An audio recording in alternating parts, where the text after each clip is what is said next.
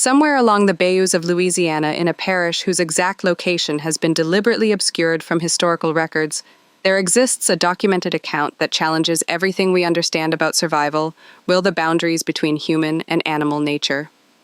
Court documents from 1847 reference an incident involving 8 hunting dogs, a locked cellar, and a young woman who emerged after 72 hours not as a victim, but as something the local magistrate described only as possessing an authority I cannot explain and dare not question. The plantation where this occurred was burned to the ground within a week of the incident. Its ashes scattered, its records destroyed. Yet 3 separate letters from neighboring estate owners, now housed in a private collection in Baton Rouge, described the same impossible scene. A girl of no more than 19 years, walking calmly through the main gates at dawn, 8 massive hunting dogs following in perfect formation behind her, their eyes fixed on her back with what one witness called the devotion of disciples. The baroness who owned both the girl and the dogs was found dead in her chambers that same morning, though the cause was officially recorded as heart failure. What happened in that cellar was never officially investigated, never publicly discussed, and deliberately erased from parish records. Until now, the full account has remained buried in fragments across Louisiana's forgotten archives. Before we continue with the story of what transpired on the Devo estate in St. Landry Parish, I need you to do something. If this introduction alone has sent a chill down your spine, hit that subscribe button right now, because stories like this, stories that blur the line between documented history and inexplicable events, are what we bring you every week. And leave a comment telling me what state or city you're listening from. I want to know where in America our community of mystery seekers is growing. Now let's discover what really happened in that cellar and why the truth was worth destroying every record of its existence. The events that would forever stain the Devo name began not with the girl or the dogs, but with the arrival of a widow to Louisiana's sugar country, St. Landry Parish in the 1840s existed as a patchwork of old French colonial pride and new American ambition, where the rhythms of sugarcane cultivation dictated everything from marriage prospects to social standing. The parish stretched across fertile lowlands where cypress swamps gave way to endless rows of cane, and the air hung perpetually thick with moisture that made wool clothes cling and tempers flare. This was Indian country, where French remained the language of choice among established families, where Catholic saints watched from every mantelpiece, and where the old ways of doing things, the brutal mathematics of plantation economics, went largely unquestioned by those who profited from them. The town of Opelousas served as the parish seat, a modest collection of buildings arranged around a central square where the courthouse stood, its columns already showing signs of decay despite being less than 20 years old. On Saturdays, this square filled with planters' wives examining fabric from New Orleans, enslaved people moving between errands under the watchful eyes of overseers, and occasionally traveling preachers warning of judgment and damnation. But the real power in St. Landry didn't reside in Opelousas. It lived on the estates that spread like kingdoms across the surrounding countryside, each one a world unto itself, governed by whoever held the deed. The Devo estate sat 7 mi northwest of town, accessible only by a shell road that became impassable in heavy rain. The property had originally belonged to the Fontenot family, prosperous French Creoles who'd built their fortune through careful marriages and ruthless efficiency. When the last Fontenot heir died without children in 1843, the estate passed through a complicated series of transactions that left it in the hands of a woman few in the parish had ever met. Baroness Eloise Devo arrived in Louisiana in April of 1844, traveling from Charleston with a retinue of servants, several trunks of European furnishings, and a reputation that had preceded her by several months. She was widowed to a minor Belgian noble, whose death rumors suggested had been financially convenient for the baroness. She was perhaps 40 years old, though she dressed younger, favoring expensive fabrics and colors that drew attention. Her face bore the type of beauty that had begun to harden at its edges, the kind that required constant maintenance, and resented any reminder of time's passage. What struck people about the baroness wasn't her appearance, but her eyes. They carried a calculating quality, a coldness that seemed to assess the monetary value of everything they landed upon. She spoke French with a woon accent, English with precision, and the local Creole dialect, not at all. which she made clear was beneath her station. Within weeks of her arrival, she dismissed half the estate's workers, replaced the overseer with a man named Gaspar Thibault, who'd been fired from 3 previous positions for excessive cruelty, and instituted a system of discipline that made neighboring planters, men hardly known for gentleness, exchange uncomfortable glances. The Baroness had brought with her from Charleston 8 hunting dogs, massive beasts bred from mastiffs and bloodhounds, each standing nearly 3 feet at the shoulder. She'd had them trained, she informed the local gentry at a dinner party that first summer by a man in South Carolina who specialized in dogs of intimidation. They were never to be pets, she explained. They were tools, instruments of control, bred and conditioned to respond to fear, to dominate through size and the constant implicit threat of violence. She kept them in a specially constructed kennel behind the main house, fed them on a precise schedule designed to keep them perpetually hungry, perpetually alert, perpetually dangerous. The Baroness named each dog after a European noble house: Bourbon, Savoy, Habsburg, Hohen, Zolan, Romanov, Windsor, Grimaldi, and Medici. She found it amusing. She told her guests to have aristocratic bloodlines serving her will. The dogs responded only to her commands spoken in sharp German. To everyone else, including Thibault, they showed teeth. In the fall of 1844, the Baroness purchased a girl at the New Orleans slave market. The transaction was documented in a ledger that still exists, though the girl's name was recorded only as female, age estimated 16, from Virginia estate sale. The broker's notes written in margins described her as uncommonly defiant for her age. Previous owner reported incidents of disobedience. Reduced price reflects difficult temperament. The Baroness paid $400, a significant discount from market rate, and had the girl transported to St. Landry in chains. The girl received the name Margarite on the plantation. Though this wasn't the name she'd carried from Virginia, the Baroness chose it because it sounded civilized, because it was easy to call out, because the girl's actual name, her mother's name, was none of the Baroness's concern. Margarite stood perhaps 5'4" in, with the kind of slender build that came from growth interrupted by insufficient food. Her hands showed calluses from fieldwork, but her previous owner's notes indicated she'd been training as a house servant before an unspecified incident led to her sale. What made Margar different, what had likely caused her problems in Virginia, was her eyes. They didn't drop when addressed by white people. They didn't show the fear that planters expected and required. They watched, they calculated, they held to intelligence that made overseers uncomfortable. The Baroness saw this quality immediately and found it entertaining. Here was something to break, something that would make the breaking satisfying. Margaret's first assignment was in the main house, cleaning rooms and serving meals. The Baroness watched her constantly during these early weeks, looking for any mistake, any opportunity to assert dominance. She found it in late November when Margarite failed to curtsy quickly enough after receiving an instruction. The punishment was 20 lashes in the yard administered by Thibault while the household staff watched. Margarite took the whipping in silence. Her face turned to the side, her jaw clenched so tightly that blood showed where she'd bitten the inside of her cheek. The silence, the refusal to scream or beg, infuriated the Baroness more than defiance would have. Over the following months, a pattern emerged. The Baroness would assign impossible tasks, then punish Margarite for failing to complete them. She would plant items in Margaret's quarters, then accuse her of theft. She would change instructions after giving them, then rage at the girl's incompetence. The other enslaved people on the estate learned to avoid Margarite, understanding that proximity to the Baroness's fixation meant danger. Thibault began making jokes about how long the girl would last, whether her spirit would break before her body gave out. But Margarite didn't break. She bent. She endured. But something in her remained rigid, untouched. The Baroness could see it in those eyes, still watching, still calculating, still containing something that refused to be extinguished. It became an obsession for the Baroness. This one slave who wouldn't properly submit, who somehow maintained a core of selfhood despite everything. In March of 1845, the Baroness's husband from a previous marriage, a detail she'd never shared, arrived unexpectedly from Charleston. He stayed 2 weeks, during which the Baroness's mood improved significantly. She barely acknowledged Margaret's existence during this period, focused instead on entertaining her guest.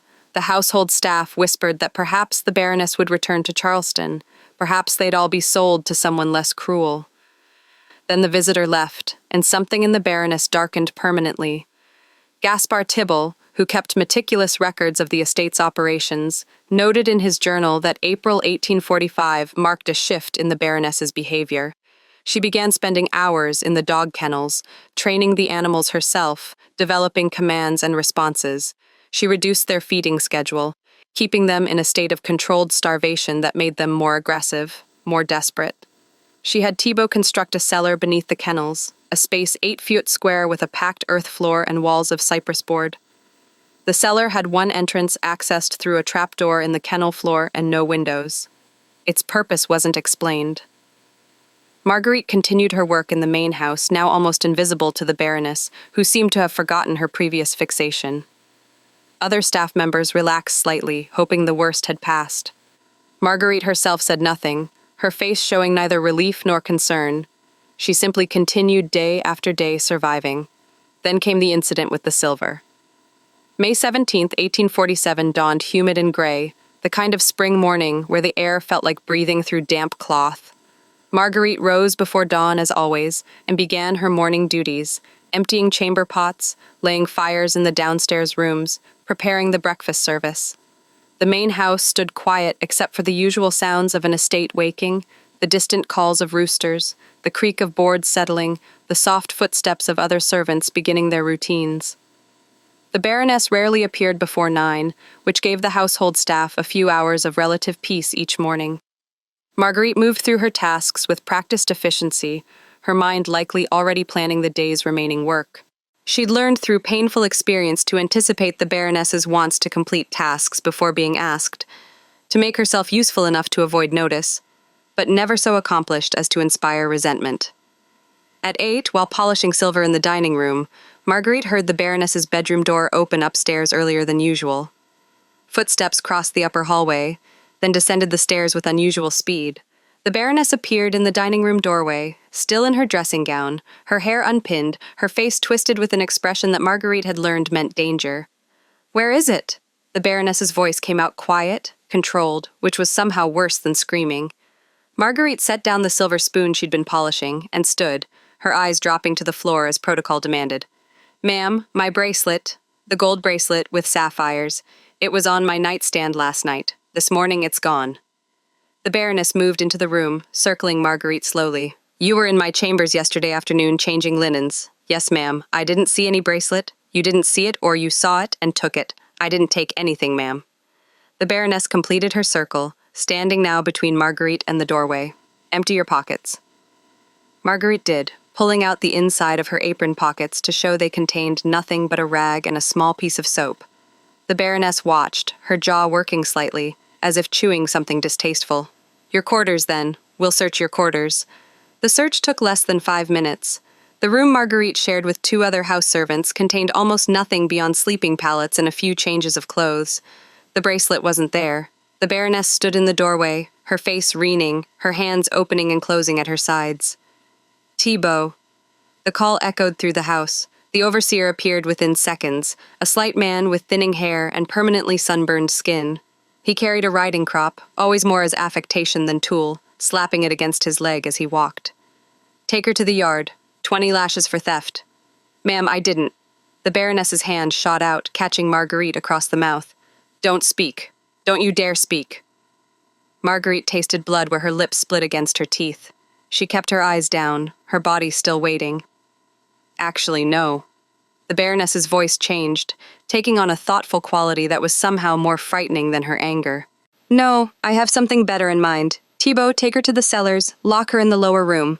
Thibault's eyebrows rose slightly. "The room under the kennels, ma'am." "Yes, for how long?" The Baroness smiled, an expression that never reached her eyes. "Until I decide she's learned proper respect. A day, perhaps 2. Let her think about her theft in the dark. Let her listen to the dogs above her and contemplate what happens to thieves on my estate." Thibaut nodded slowly. "Yes, ma'am." "Should I bring her food?" "No food. Water twice daily, that's all. I want her hungry when I decide to let her out. I want her to understand what deprivation truly means." They took Marguerite across the grounds to the kennel building, a long, low structure that housed the 8 hunting dogs in individual runs. The animals started barking as soon as the door opened, a thunderous cacophony that echoed off the walls. The dogs threw themselves against their gates, massive bodies creating impacts that shook the wooden structure. Thibaut led Marguerite to the far end of the building where a trapdoor sat in the floor secured with an iron padlock. "Down you go." Thibaut unlocked the padlock, lifting the door to reveal a wooden ladder descending into darkness. The smell that rose from below, earth and old wood and something else, something animal and sour, made Marguerite's stomach turn. She climbed down. The ladder descended perhaps 10 feet, depositing her in complete darkness. She heard the trapdoor slam shut above, then the click of the padlock securing it. Thibault's boots walked away across the floor above. The dogs continued barking for several more minutes, then gradually quieted. The cellar, as Margaret's eyes adjusted to the minimal light bleeding through cracks in the floorboards above, proved to be exactly what Thibaut had described, 8 feet square, maybe 7 feet tall at the center, where the ceiling peaked. The floor was packed earth, cool and slightly damp. The walls were rough cypress boards fitted tightly enough that no light penetrated from outside. The only ventilation came through the gaps in the floorboards above, bringing with it the smell of the dogs and the occasional drift of dust or straw. A wooden bucket sat in one corner, presumably for Margaret's waste. Nothing else occupied the space. No blanket, no pallet, no source of light, just earth and wood and darkness. Marguerite sat with her back against one wall, her knees drawn up, her arms wrapped around her legs, her lips still bled slightly from where the baroness had struck her. She could hear the dogs above, their breathing, their occasional movements, the scrape of claws on wood. Sometimes one would bark, and the others would join briefly before falling silent again. She'd been in worse places in Virginia before the sale. They'd locked her in a smokehouse for 3 days after she'd talked back to the overseer's wife. This cellar was bigger than the smokehouse, and at least it wasn't summer. She could endure a day, maybe 2. The baroness would eventually grow bored of the punishment, would want her back working rather than sitting idle in the dark. What Marguerite couldn't know, was that the baroness had no intention of letting her out in a day or 2. The first 24 hours passed in a fog of discomfort rather than crisis. Thibault brought water at dawn and dusk, lowering a cup on a string without saying anything, waiting while Marguerite drank, then pulling the cup back up. The dogs learned to ignore her presence below them, settling into their routines. Marguerite dozed when she could, her body adapting to the hard ground, her mind deliberately empty of thought. The second day brought hunger, real hunger. Not just the usual background ache of insufficient food, but annoying emptiness that made her stomach cramp. The darkness began to feel heavier, more oppressive. Time became difficult to judge. She counted Thibault's water deliveries, marking time in 12-hour increments, but the hours between stretched and compressed unpredictably. On the 3rd day, Thibault didn't come. Marguerite waited, listening for his footsteps, hearing nothing but the dogs. Her mouth felt dry as dust, her tongue thick. The hunger had evolved beyond discomfort into something that commanded all her attention. She called out once, her voice cracking, but received no response. The day passed, no water came. That night, the 4th night of her confinement, she heard different footsteps above, lighter, quicker, accompanied by the rustle of skirts. The baroness, "Are you thirsty, Marguerite?" The voice came through the floorboards, sweetly mocking. "Are you hungry? Are you ready to confess your theft?" Marguerite didn't respond. Her throat felt too dry for speech, her mind too focused on the physical urgency of her needs. "I found my bracelet this morning. It was behind my dresser, exactly where I must have knocked it days ago. Isn't that interesting? You were innocent all along." A pause filled with the sound of dogs panting. "But you're still here, aren't you? Because this was never really about the bracelet. This is about you learning your proper place. This is about that look in your eyes, that thing you think I don't see, that tiny spark of defiance you've kept alive despite everything. I'm going to extinguish it, Marguerite. I'm going to leave you down there until there's nothing left but grateful submission." The baroness's footsteps moved to different positions above, as if she were pacing. "I've decided on an experiment, a test of survival, if you will. The dogs above you haven't been fed in 3 days. They're hungry, desperately hungry as you are right now." Tomorrow morning, I'm going to open that trapdoor and let them down to you. All 8 of them starving, trained to dominate, faced with something weak and helpless. Nature will take its course as it always does. The strong will consume the weak. The aristocratic bloodlines will feast on the defiant slave. There's a poetry to it, don't you think? Marguerite pressed herself against the wall, her heart hammering so hard she could feel it in her throat. Or, the Baroness continued, her voice still carrying that terrible sweetness, you can save yourself. You can scream and beg and promise me the absolute submission I require. You can sob and plead and offer me the broken spirit I've been trying to extract since you arrived. You have until dawn to decide. After that, the choice won't be yours anymore. The footsteps walked away. A door closed. The dogs above settled into restless silence, occasionally whining or shifting position. Marguerite sat in the darkness, her mind racing through scenarios, through possibilities, through the immediate calculus of survival. 8 starving dogs, a space too small to run, too small to hide. No weapons, no defense, no way to fight or flee. The Baroness was right about one thing. Nature would take its course. The dogs would smell her fear, would respond to her helplessness, would do what they'd been trained and bred to do. Unless an idea began forming in Margaret's mind, built from fragments of observation, from months of watching the Baroness with her dogs, from childhood memories of farm animals and their hierarchies, from a desperate understanding that her only chance lay in attempting something that would seem impossible to anyone who hadn't spent 2 years studying cruelty. The dogs weren't pets. The Baroness had been clear about that. They were tools, instruments trained to respond to dominance and control. They'd been conditioned to follow strength, to submit to authority, to recognize hierarchy. Their entire existence was built around understanding who held power and who didn't. What if the hierarchy could be disrupted? What if hunger and confinement hadn't just weakened Marguerite, but also the dogs? What if the thing the Baroness had been trying to break in Marguerite, that core of selfhood and will, was the exact thing that could save her? Marguerite spent the remaining hours of darkness preparing. She used her fingers to dig in the packed earth floor, creating a small depression in one corner. She tore strips from her dress, wrapping them around her hands and forearms as makeshift protection. She positioned herself in the center of the cellar, away from the walls, in a spot where she'd have room to move in any direction. She controlled her breathing, forcing her panic down, channeling it into cold focus. Most importantly, she made a decision. When those dogs came down, she wouldn't scream, she wouldn't run or cower or show fear.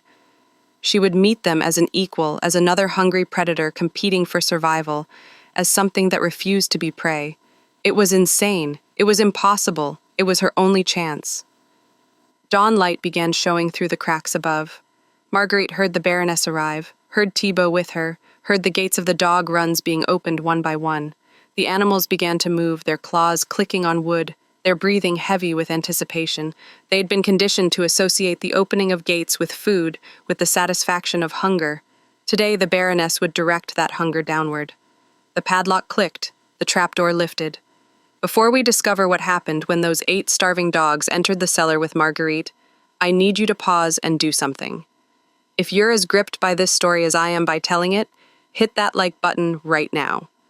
Share this video with someone who appreciates the darkest corners of American history.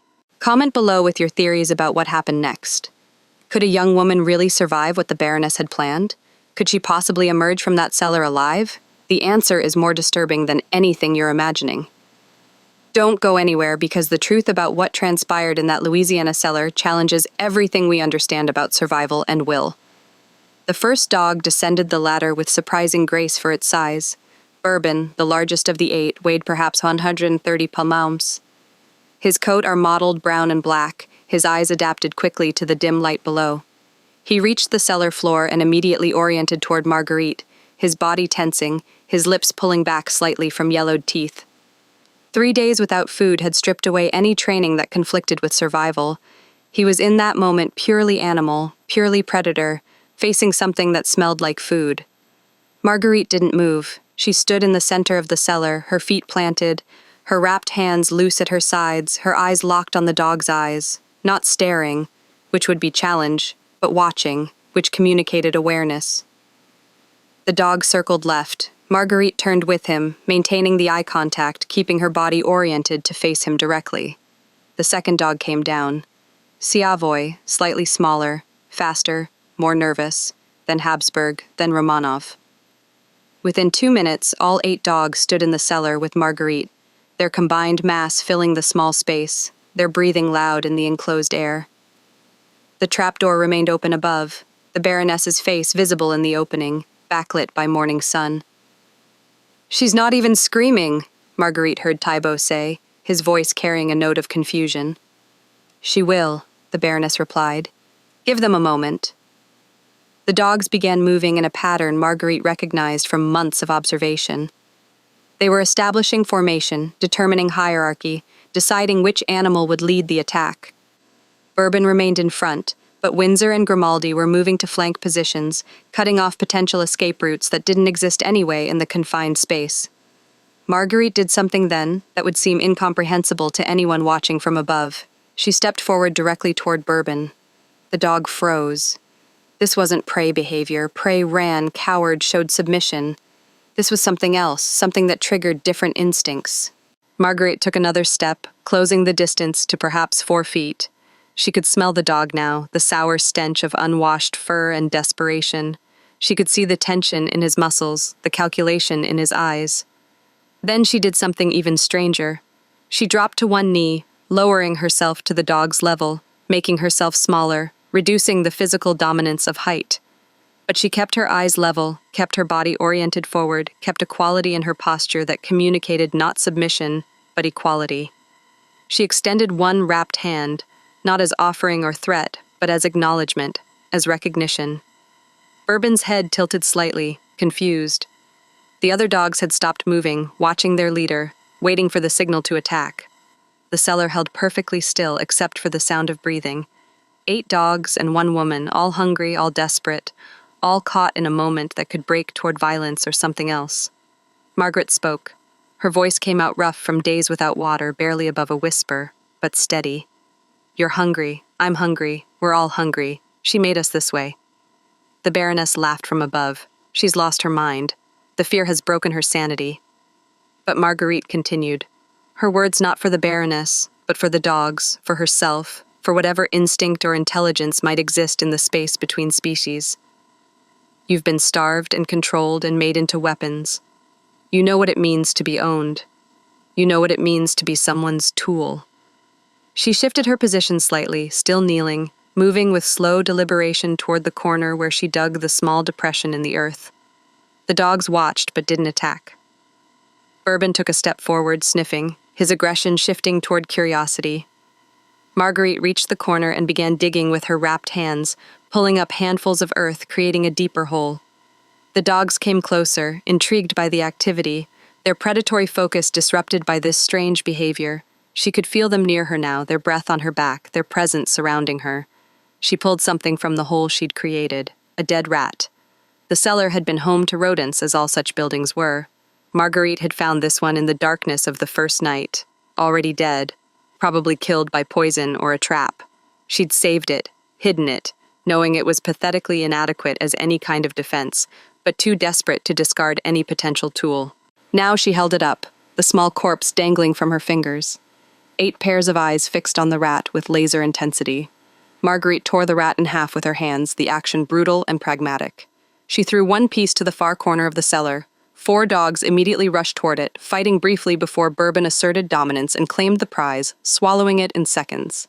She threw the second piece to the opposite corner. The remaining dogs competed for it, with Windsor emerging victorious. The whole exchange took perhaps 30 seconds.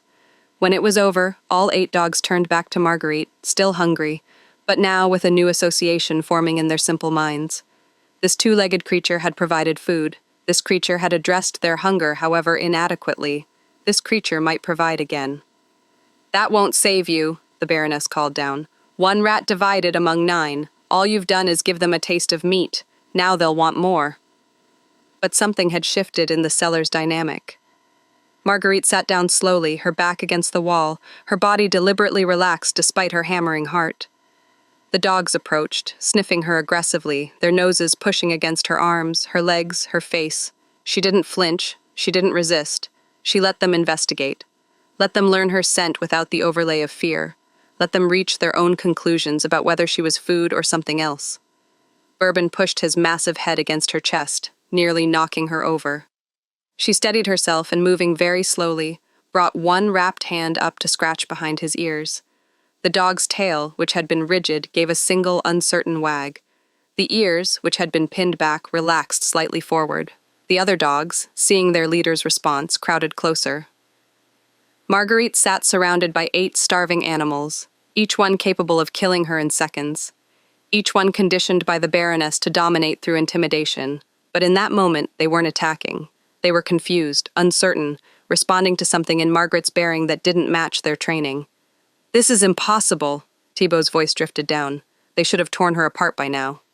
"Give them time," the baroness said, but her voice carried less certainty than before.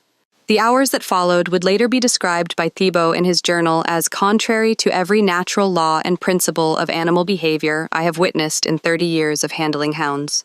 The dogs didn't attack. They settled around Margarite in the cellar, their bodies pressed against hers for warmth, their hunger not forgotten, but subordinated to pack dynamics that were rewriting themselves in real time. Margarite spoke to them throughout the morning, her voice steady despite her own hunger and thirst, her words meaningless in content, but important in tone. She established herself not as master, not as servant, but as pack member, as fellow survivor, as creature equally trapped by the baroness's cruelty. The dogs, bred and trained to respond to dominance, found themselves responding instead to something they'd never encountered. Solidarity. The baroness watched for hours, her face above showing increasing frustration. She called down commands in German, sharp words that should have triggered the dog's training. They ignored her. She threw food down at midday, dried meat that should have caused a feeding frenzy. The dogs ate in an orderly fashion, and Bourbon brought a piece to Margarite, dropping it at her feet. "How is she doing this?" The baroness's voice carried genuine bewilderment now, mixed with rising anger. Thibault had no answer. Neither did any of the household staff who'd gathered to watch, drawn by rumors of something impossible occurring in the kennels. As the afternoon progressed, Margarite began moving around the cellar in slow, deliberate patterns. The dogs moved with her, following, their formation shifting from predatory to protective. When she approached the ladder, they positioned themselves behind her. When she sat, they formed a circle around her. Their loyalty to the baroness, built through years of conditioning and fear, was dissolving under the reality of shared imprisonment and shared hunger. By evening of that first day, the dynamic had completely inverted from what the baroness intended. The dogs weren't threatening Margarite, they were protecting her. The baroness, faced with the failure of her experiment and the humiliation of having her control challenged by someone she considered beneath consideration, made a decision that would prove fatal.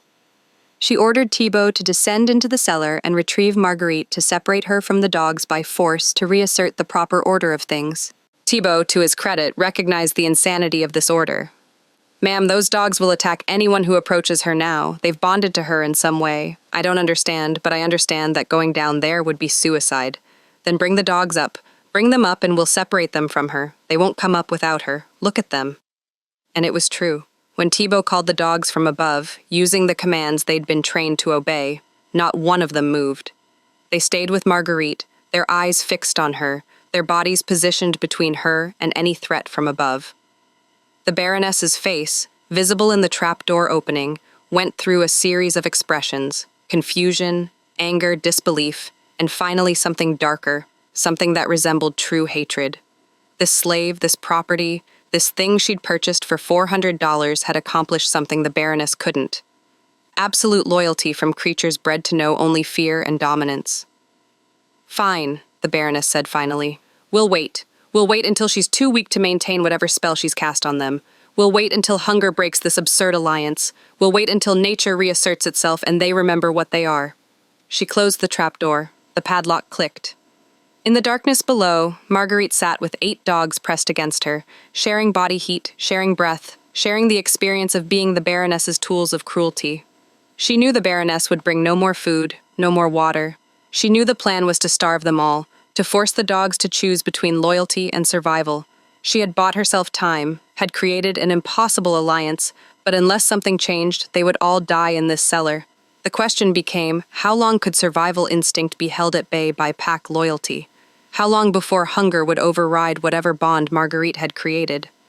The answer, as it turned out, was 72 hours. 3 days in which the Baroness waited for screams that never came, for sounds of violence that never emerged. 3 days in which Thibault brought reports of silence from below, of occasional movement, of dogs that should be maddened by starvation, but seemed instead to be conserving energy. 3 days in which the Baroness's certainty began to crack. On the morning of the 4th day, May 21st, 1847, the Baroness made her final mistake. The decision to open the trapdoor on the 4th morning came not from strategy, but from desperation. The Baroness had spent 3 sleepless nights in her chambers, listening to the silence from the kennels, unable to comprehend how her perfect punishment had transformed into something else. She'd sent Thibault to press his ear against the floorboards multiple times, demanding to know what he heard. His reports never satisfied her. Movement, breathing, the occasional whine or bark, but no violence, no feeding frenzy, no sounds of her will being enacted. The household staff had begun whispering, not loudly, not openly, but in the corners of rooms and the spaces between duties. They exchanged glances that communicated disbelief and something approaching awe. The girl in the cellar had survived 4 days with 8 starving dogs. The girl who should have been torn apart in minutes had somehow created an alliance that defied everything anyone understood about predators and prey. The Baroness couldn't tolerate it, not the survival itself, which was disturbing enough, but the way her authority had been undermined, her judgment questioned, her power made to seem impotent. So on the morning of May 21st, she ordered Thibault to assemble the male house staff, 5 men total, and arm them with long poles used for managing dangerous animals. She would open the trapdoor, she announced, and the men would separate the girl from the dogs using force if necessary. The animals would be brought up one by one, secured in their individual runs, and then Margarite would be retrieved and punished properly for whatever sorcery she'd employed. Thibault tried one more time to dissuade her. "Ma'am, those dogs have been starving for a week. If we agitate them now, there's no predicting what they'll do. They're animals," the Baroness snapped. "They follow strength, and they fear pain. We'll remind them of both." The men gathered in the kennel building at dawn. The morning air carried the thickness of impending rain, the kind of heavy humidity that made clothes stick and tempers flare. The Baroness stood beside the trapdoor, dressed in riding clothes as if she were heading out for a pleasant morning hunt, rather than confronting the consequences of her cruelty. She held a pistol in her right hand, more for show than practical purpose, since firing it in the confined space would be suicide. "Open it," she commanded. Thibault unlocked the padlock and lifted the trapdoor. The smell that rose from below made several of the assembled men step back.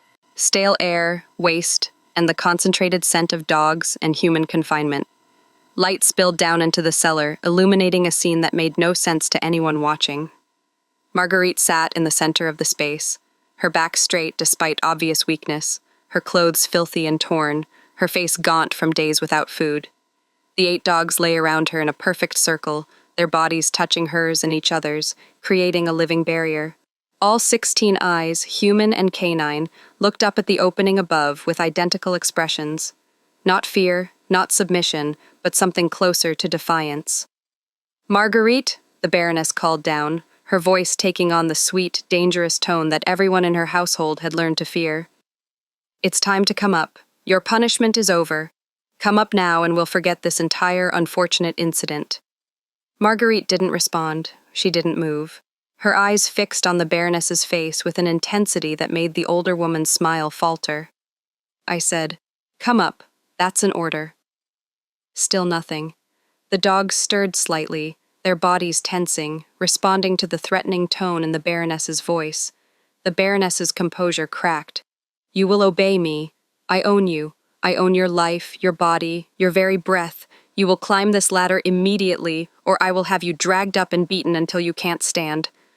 Margarite spoke then, her voice rough from disuse and dehydration, but carrying clearly in the silent building.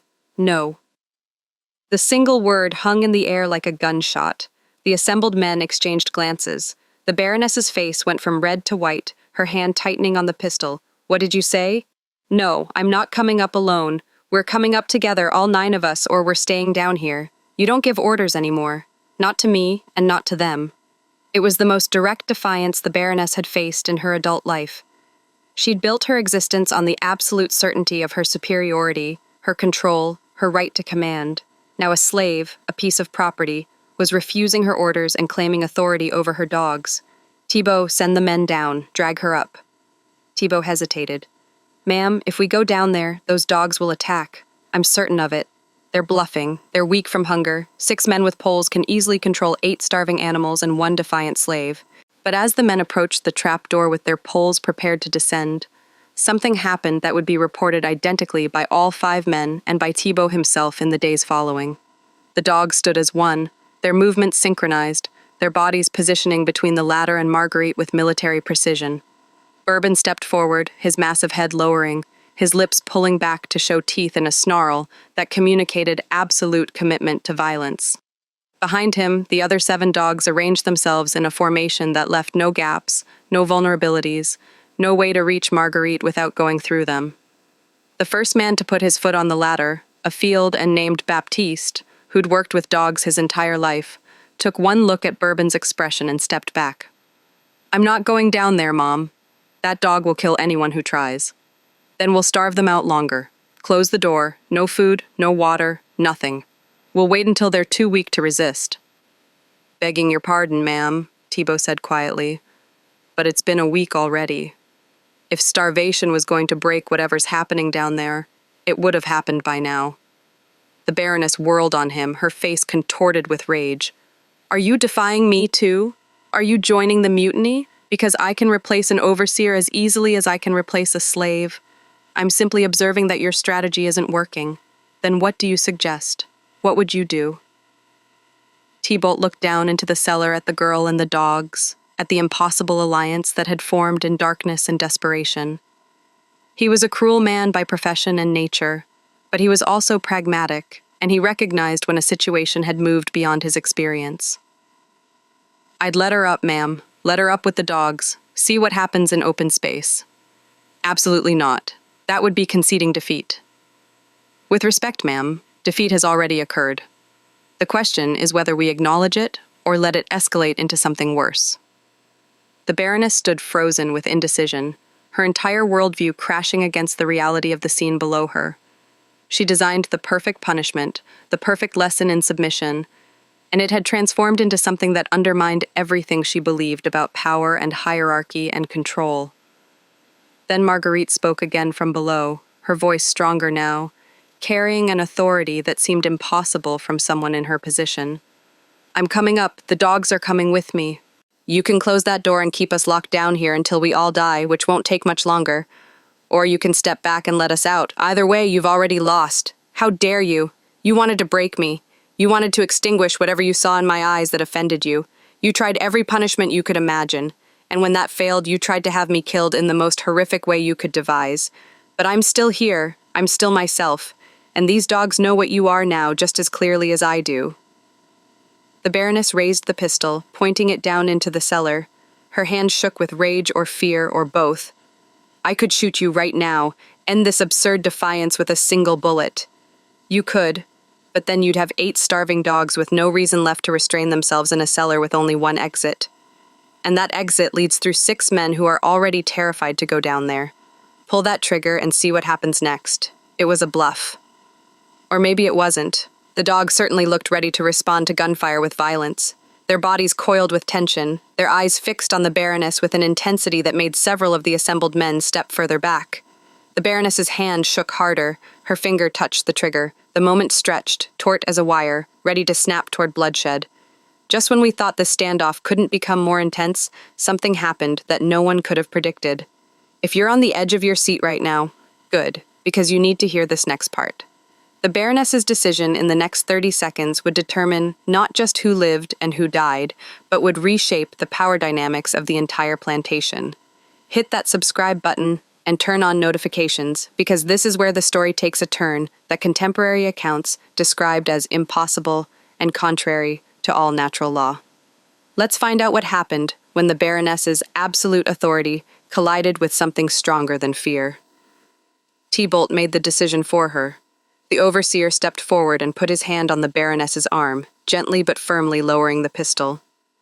"Ma'am, please, if you shoot that girl, we'll all die in this building. Let me handle this." The Baroness turned on him with fury in her eyes, but something in Thibault's expression, a combination of fear and resignation, made her hesitate. He'd been managing difficult situations for 3 decades, and she'd hired him specifically for his experience with potential violence. If he was advocating retreat, perhaps she needed to listen. "Fine," she said finally, her voice tight. "Get her up here." But she's to be restrained immediately and the dog separated from her. Thibault nodded, though he had no intention of following those orders. He approached the trapdoor opening and called down, his voice carefully neutral. "Margarite, I'm going to step back. You can come up with the dogs. No one will interfere. Once you're up, we'll discuss what happens next." From below, Margarite studied him, trying to read whether this was genuine or another trap. The dogs remained tense around her, waiting for her signal. Finally, she gave a small nod and began moving toward the ladder. What happened next would be described by 7 witnesses with remarkable consistency, despite the inherent impossibility of what they claimed to see. Margarite climbed the ladder slowly, her movements careful, her body obviously weakened by the ordeal. As she climbed, the dogs began climbing behind her, using the ladder with surprising agility for their size. They didn't rush, didn't crowd, but ascended in order. Bourbon first, then Windsor, then the others in a sequence that seemed predetermined. Margarite emerged into the kennel building, standing in morning light for the first time in a week. She looked like a ghost, her clothes hanging loose, her skin pale where it wasn't covered in dirt, her hair wild and matted. But her eyes, those eyes that had so enraged the Baroness, held steady and clear.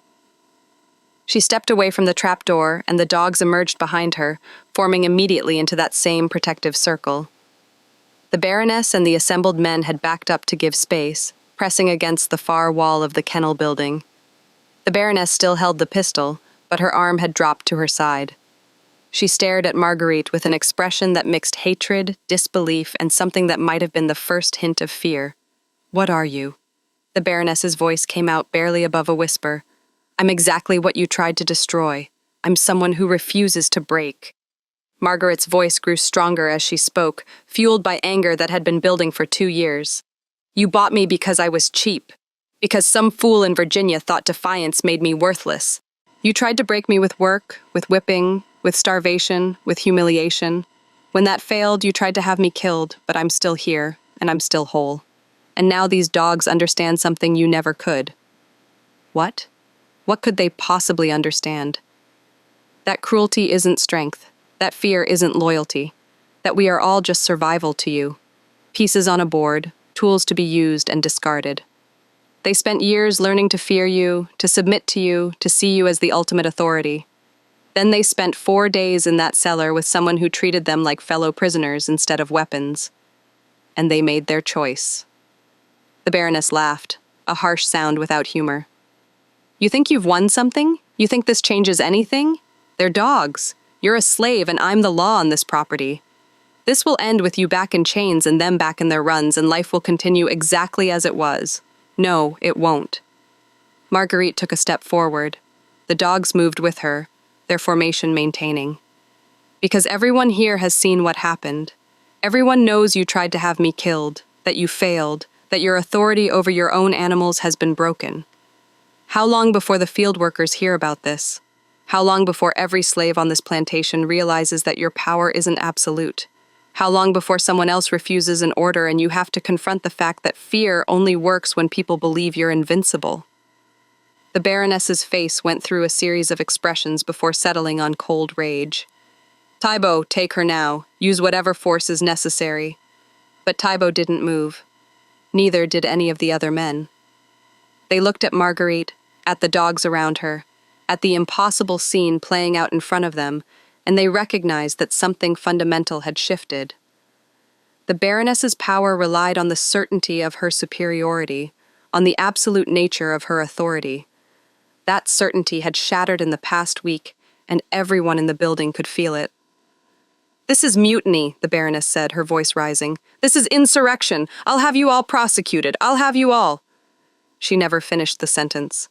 Margarite took another step forward, and this time the Baroness stepped back, retreating from a slave and 8 dogs she'd once controlled absolutely. That single step backward communicated everything. The Baroness had blinked first, had shown fear, had conceded in the most visible way possible that the dynamic had changed. Margarite walked toward the door of the kennel building. The dogs followed. The assembled men parted to let them pass, pressing themselves against the walls, their eyes wide. The baroness stood frozen, the pistol still hanging at her side, her mouth working but producing no sound. At the doorway, Margarite paused and looked back. "I'm leaving. I'm walking off this plantation and these dogs are coming with me. You can try to stop me, which means shooting me in the back in front of witnesses, or you can let me go. Either way, everyone here will know what happened in that cellar, and they'll know you lost. You won't make it 10 miles, the baroness said, her voice shaking. They'll catch you before nightfall. They'll bring you back in chains, and when they do, I'll make what you've experienced seem like mercy. Maybe, but I'd rather die free than live as your property. And I think you know I'm not the only one on this plantation who feels that way." Margarite walked out into the morning. The 8 dogs followed in formation, their bodies surrounding hers, their eyes scanning for threats. The assembled men watched from the doorway as she crossed the yard past the main house and headed toward the long road that led away from the estate. The baroness stood paralyzed for perhaps 30 seconds, her mind racing through scenarios, through consequences, through the mathematics of power and control. Then she raised the pistol and fired. The shot went wide, intentionally or not, embedding itself in a tree 20 feet to Margaret's right. The sound echoed across the plantation, bringing field workers and house staff running from various buildings. They arrived to see Margarite walking steadily toward the road, dogs surrounding her, the baroness standing in the kennel doorway with a smoking pistol, and T-Bolt holding the baroness's arm to prevent her from firing again. "Let her go," T-Bolt was saying. "For God's sake, let her go before this becomes murder." But the baroness wasn't listening. She was watching Margaret's retreating form, watching the dogs that had once been her most prized possessions, following a slave instead of their owner, watching the visible proof of her failure to break someone's will. Her face had gone beyond rage into something colder, more calculated. "Fine," she said quietly. "Let her go. Let her think she's won. But this isn't over. Send word to the parish authorities. Report her as a runaway. Offer a reward. She'll be caught before sunset, and when she returns, we'll see how defiant she remains." Thibault released her arm and stepped back. Relief visible on his face that the immediate crisis had passed without more bloodshed. The other men began dispersing, heading back to their various duties, already beginning to construct the stories they'd tell about what they'd witnessed. The baroness watched Margarite until she disappeared from sight around a bend in the road, then turned and walked toward the main house. Her back rigid, her pace measured and controlled. What happened in the house over the following hours would be pieced together later from the testimony of house staff. The baroness retired to her chambers immediately, dismissing the servants who approached to ask if she needed anything. She remained there through the morning and into the afternoon, the door locked, no sounds emerging from within. At one point, the cook brought a lunch tray and left it outside the door. Hours later, it remained untouched. At approximately 4 o'clock in the afternoon, one of the housemaids noticed smoke coming from under the baroness's door. She called for help, and T-Bolt came running with several field hands. They broke down the door to find the baroness lying on her bed, perfectly composed, her hands folded across her chest. She was dead, and the room showed no signs of struggle or violence. The parish doctor, summoned immediately, examined the body and pronounced death by heart failure. The cook, when questioned, admitted that the baroness had requested a particular tea that morning before retiring to her chambers, a tea made from plants. The baroness grew herself in a small garden behind the house. The doctor examined the remaining tea leaves and found them mixed with quantities of foxglove and monkshood, both deadly insufficient concentration. The official record entered into the parish register on May 22, 1847, recorded simply, "Eloise Devo, aged 41 years, died of heart failure at her residence. No suspicious circumstances noted." The entry was signed by Dr. Pierre Marchand, the local magistrate Jean-Baptiste Eber, and Gaspard Thibault as witness. But unofficial accounts, the kind whispered between neighbors and recorded in private journals, told a different story. The baroness had killed herself rather than face the humiliation of what had occurred, rather than live with the knowledge that her absolute authority had been broken by someone she considered beneath humanity. She'd poisoned herself with plants from her own garden, plants she'd been cultivating for purposes no one dared speculate about openly, and she'd done it with the same cold calculation she'd applied to every other aspect of her life. The plantation itself, as mentioned in the opening, was burned to the ground within a week. The official story claimed an accident with a lamp in the main house that spread before anyone could contain it. But the field workers and house staff knew better. The fire had been set deliberately, started in multiple locations simultaneously by people who'd lived under the baroness's cruelty, and saw the destruction of her physical legacy as a form of justice. The fate of Margarite after she walked off the Deo estate remains a subject of historical mystery, which is perhaps fitting.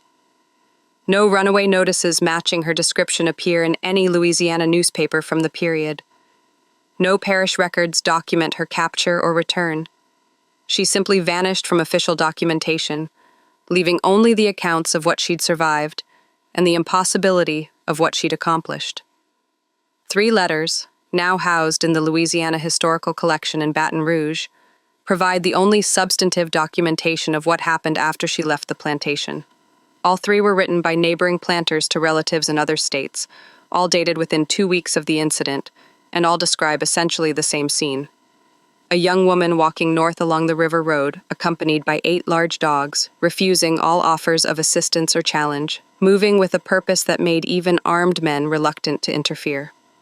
One letter from a planter named Adolphe Landry to his brother in Natchez describes encountering Margarite at a crossroads. She appeared as one who had passed through fire and emerged transformed. The dogs about her moved with military precision, and her bearing carried an authority I have seen in generals, but never in one of her station. I inquired if she required assistance, thinking her perhaps lost or separated from her owner. She fixed me with a look that made me regret the question and replied simply, "I am exactly where I need to be." The dogs positioned themselves between us, not threateningly, but with clear intent, and I found myself stepping aside to let them pass. I watched until they disappeared toward the north, and I confess, I felt relief to see them go. The dogs themselves provide an additional mystery. 8 valuable hunting animals, each worth substantial money, simply disappeared from Louisiana. No bills of sale exist for them. No transfer of ownership. No advertisement seeking their return. They left with Margarite and vanished into history, their ultimate fate as unknown as hers. The Devo estate after the fire was sold at auction to settle the baroness's debts. The land was divided among 3 buyers, the buildings never reconstructed. Within a generation, the former plantation had been absorbed into neighboring properties, its boundaries erased, its history forgotten by anyone who didn't have reason to remember. The cellar beneath the kennels, where the impossible alliance had formed, was filled in and plowed over, its location now unmarked and unknown. But the story of what happened there didn't disappear entirely. It survived in the oral traditions of the enslaved community, passing from generation to generation as both historical account and parable.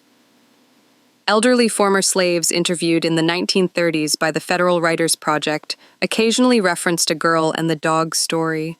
Though details varied and dates shifted and the location moved across different states depending on who was telling it, the core remained consistent. Someone who'd been reduced to property, who was supposed to be broken, who had survived something intended to kill her, and emerged with power her oppressor could never understand. Gaspard Thibault, the overseer, left Louisiana within a month of the baroness's death. He moved to Texas, took work on a cattle ranch, and died in 1851 in a riding accident. His journal, discovered among his effects and eventually donated to a historical society, provides the most detailed first-hand account of the events at the Devo estate. He wrote extensively about what he'd witnessed, trying to make sense of it, trying to explain to himself how a starving girl had commanded starving dogs through nothing but will and shared suffering. His final entry, dated 3 days before his death, circles back to the incident. "I have seen much cruelty in my profession, have participated in much that I am not proud of. But what the Baroness attempted exceeded all bounds of decent behavior, even by the standards of our brutal institution. What the girl accomplished exceeded all bounds of natural law. I will die not understanding it, and perhaps that is fitting punishment for the role I played." The legal implications of the incident remain deliberately unexplored. The parish authorities, faced with a situation that challenged multiple foundational assumptions about power and control and hierarchy, chose to record the minimum necessary and move forward as if nothing unusual had occurred. The baroness's death was ruled natural causes. The fire was ruled accidental, and Margarite's disappearance was never officially investigated. To dig deeper would require acknowledging that the entire system of slavery built on the assumption of absolute racial hierarchy and the permanence of submission had been fundamentally challenged by one woman and 8 dogs in a cellar. 3 enslaved people from the Devo estate gained their freedom in 1848, purchased or granted manumission by the estate's executives as part of settling debts and closing accounts. Their names appear in parish records: Baptiste, the field, and who'd refused to enter the cellar; Marie-Louise, the cook who'd prepared the baroness's final tea; and Thomas, a houseman who'd been the first to notice the smoke from the baroness's chambers. Whether their freedom was coincidence, or whether they'd earned it through their responses during the crisis, the records don't indicate. The broader historical context makes Margaret's story even more remarkable. This occurred in 1847, 2 years before Harriet Tubman's first rescue mission, 14 years before the Civil War, in a region where slavery's grip was absolute and resistance usually met with immediate, overwhelming violence. For someone in Margaret's position to survive, let alone to walk away with 8 valuable animals, required circumstances so unusual, so precisely aligned, that her story risks seeming fictional despite the documentary evidence. Yet the evidence exists. The letters describing her walking north, T-Bull's journal, the parish records of the baroness's death and the fire, the freedom papers for the 3 formerly enslaved people, and the persistent oral tradition that kept the story alive through generations. Each piece individually proves little, but together they construct a narrative that challenges comfortable assumptions about power and hierarchy and the permanence of oppression. The dogs perhaps provide the most profound element of the story. They were bred to dominate, trained to respond only to force and fear, kept in a state of perpetual hunger to make them more dangerous. Yet, when placed in circumstances where they shared suffering with someone who treated them as fellow prisoners rather than weapons, they formed a loyalty that superseded their training. They chose solidarity over cruelty, chose to protect rather than destroy, chose to follow someone who'd shown them empathy rather than someone who'd shown them power. That choice, witnessed by multiple people and documented in contemporary accounts, remains the element that most challenges explanation. Animal behaviorists examining historical accounts of the incident note that while pack bonding can occur under stress, the speed and completeness of the dog's loyalty shift exceeds normal parameters. The most honest assessment offered by Dr. Sarah Merchant in a 2003 paper examining the incident concluded, either the contemporary accounts were exaggerated to the point of fiction, or something occurred in that cellar that revealed capacities for interspecies, empathy, and communication that we still don't fully understand. The most haunting element of the story remains its deliberate erasure from official records. Someone, probably multiple people, made conscious decisions to minimize documentation of what occurred, to rule the baroness's death natural causes when it clearly wasn't, to let Margarite disappear without pursuit, to allow 8 valuable dogs to vanish without investigation.